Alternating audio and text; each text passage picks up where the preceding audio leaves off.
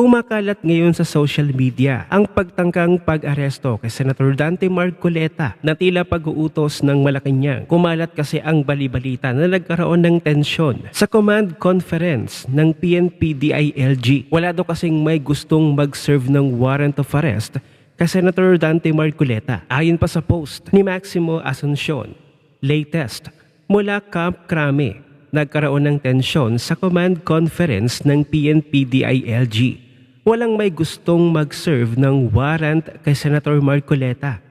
Kinikilabutan sila. Ngunit nagbigay naman ng statement si Senator Dante Marcoleta at aniyay kung aarestuhin siya ay voluntary siyang sasama. Magpapa-aresto siya. Peacefully, sasama siya doon sa mang-aaresto kasi tungkulin yun ng arresting officer. Pero dagdag pa nga ni Senator Dante Marcoleta, ang tanging kasalanan lang niya ay ang pilitin na buhayin ang flood control investigation na siyang pilit hinahadlangan ng bagong majority ni na Senator Win Gatchalian. Kasabay nito, ang balita din, papasukin nga ba ng Marcos administration ang central headquarters ng Iglesia ni Cristo? Dahil bali-balita nga daw ay doon daw nagtatago si Senator Bato de la Rosa. Ayon yan sa isang content creator at certified DDS na si Madarahug. Bago yan, ibasahin muna natin ang post ni Madarahug. Ang sabi, I think this government will try to test the resolve of the members of the INC or Iglesia ni Cristo by creating a scenario that will give them the semblance of legality to enter the Iglesia ni Cristo's central headquarters. At heto pa ang video, panoorin natin. Ito yung nakuha kong balita kahapon. No? There are stories na magtatangka ang administrasyon ni Marcos na pasukin ang central office ng Iglesia ni Cristo dyan sa Commonwealth. Lagot na. At ang senaryo na gagamitin nila, allegedly, nandyan si Bato de la Rosa nagtatago. And that magkakaroon ng mga testigo na magsasabi na nakita nila, etc. etc. Oh. Alam niyo naman, sa gobyerno, there is always that presumption of regularity. Ano to? Set Pag up? kumilos ang gobyerno, you will not ask questions now. You will ask the questions later. Diba? Kasi there is always a presumption na yung ginagawa nila ay legal. Diba? Tama. Ang purpose ng paggawa ng ganyan is that, alam nyo, init na rin itong mga congressman. Itong mga congressman na ang kanilang boto ay nakadepende sa Iglesia ni Cristo. Totoo. Na eto sila ngayon ay bumoto sa impeachment at very vocal sa impeachment ni Lagot Vice sila President Sara Duterte. Natatakot ang mga ito na hindi suportahan ng Iglesia ni Cristo. Totoo yan. And the only assurance that this administration can make, itong Marcos administration, is to destroy Iglesia ni Cristo. Totoo. Yun lang yun eh. Alam nyo, pagkwentuhan na ng ganito, palaliman ng pag-iisip, hindi nyo maiiwan si Madarahog. Because I've been talking to a lot of people and isa lang ang lumalabas, di ba? Ang hadlang na lang sa administrasyon na ito na isang malaking organisasyon ay ang Iglesia ni Cristo. Napakalaki niyan. Nasira na nila yung GIL, nasira na nila yung QOJC. Mula na magsimula, ang El Shaddai ay sa kanila. Ang Roman Catholic Church, through the Liberal Party, nasa kanila na rin. Nabayaran na din. Ang pinaka malaking hadlang na lang is Yes. the Iglesia ni Cristo. Hindi nababayaran yan eh. Iglesia ni Cristo continues to be the critic of this administration. At the only way to destroy it is to attack it by using legal means kuno. And to create a narrative that it is an evil organization. Baka i-set up nila yun. Diba? Maglalabasan yung mga kwento-kwento na naman na kung ano-ano galing sa mga vloggers ni Marcos. Well, nakakabahala. Ang sobra na ang iniisip ng administrasyon na ito in destroying its people. Hindi lang sa economics, hindi lang sa governance, Hindi lang sa corruption, kung hindi pati yung paniniwala ng tao, pakikialaman na nila. They are really afraid na at the turn of 2028, iba ang Nako. maging Pangulo. Oo. At lahat sila habulin sa kanilang mga kasalanan. Maka-Duterte kasi yung INC. Sila ang nasa poder ngayon. They will do everything to extend their power by whatever means. Baka walang eleksyon. Alam niyo, maraming beses na pala nag-attempt ang administrasyon na ito na i-bait genuinely ang taong bayan at ang mga leader ng oposisyon na mag-create ng chaos Oh. para makapagdeklara ito ng martial law. Pero hindi nangyayari. These are stories. Siyempre, wala naman aamin. Wala naman magsasalita na talagang ganito ang pag-iisip ng administrasyon na ito. But if you look at it, wala pa silang sinabi na gagawin nila, na nagawa nila. They have been saying na hindi sila magko-cooperate sa ICC Ako? and they cooperated. Sabi sila, walang warrant of arrest si Pero Bato, meron. and yet, tinutulungan nila yung ICC na madakip si Bato for their own benefit. Diba? Nakita nyo ngayon yung pagpalit ng liderato sa Talagang Senado. pinilit eh. It is not about programs of government. It's about impeachment and the flood control. Pananakot kasi.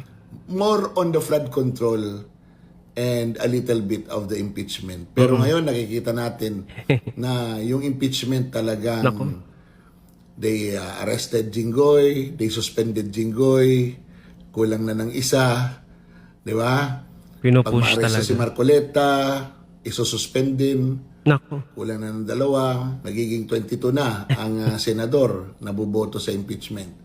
And if they will be able to arrest Bato, and if Bato will be brought to The Hague, magiging 21 na lang. And the numbers will drop, and the probability of conviction will Yes. go high. So, etong vlog na to is a boring and long lecture. Pero, it goes to show that the Filipino people, the Filipino audience has already matured. Totoo.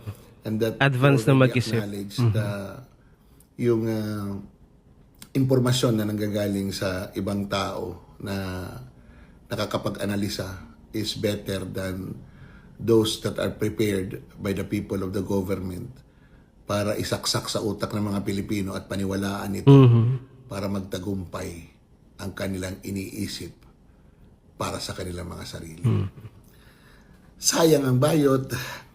Kasi sa panahon ngayon sa Marcos administration, lahat na lang ay posibleng mangyari kahit labag sa batas. Bendalo na nga ang ating mga senador. Nahawa na sa Marcos administration. At totoo rin na Iglesia ni Cristo na lamang ang hindi pa nahahawakan sa leeg ng Marcos administration na ito. Kasi ang Iglesia ni Cristo hindi talaga nababayaran ng pera yan. Hindi yan nagpapasuhol. Matibay kasi at matatag ang kanilang pananampalataya at prinsipyo. Number 1 na nga yata na kritiko ng mga religious group ang Iglesia ni Cristo ng Marcos administration.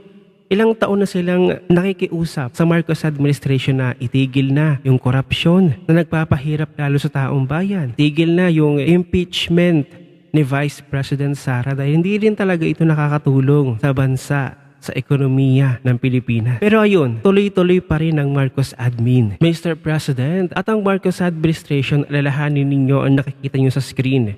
Yan yung mga tao na miyembro ng Iglesia ni Cristo na nakiusap sa inyo, itigil na ang korupsyon. Sa Manila, 1 million plus yata yung nagtungo doon, mga nagtipon-tipon na miyembro ng Iglesia ni Cristo. Huwag niyo pong hintayin na itong lahat ng ito nakikita niyo sa screen ay pumunta ng Malacanang. Kasi isang sabi lamang, isang hudyat lamang, isang go signal lamang ng tagapamahala ng pangkalahatan ng Iglesia ni Cristo ay susunod po yan yung mga miyembro niyan. Mabilis lamang kayong mapapatarsik dyan. At alalahanin din natin, palaban po ang Iglesia ni Cristo. Ito pa nga yung senaryo noong 1972. On September 23, 1972, shortly after the declaration of martial law, a pre-dawn shootout occurred at the Iglesia ni Cristo Central Complex in Quezon City.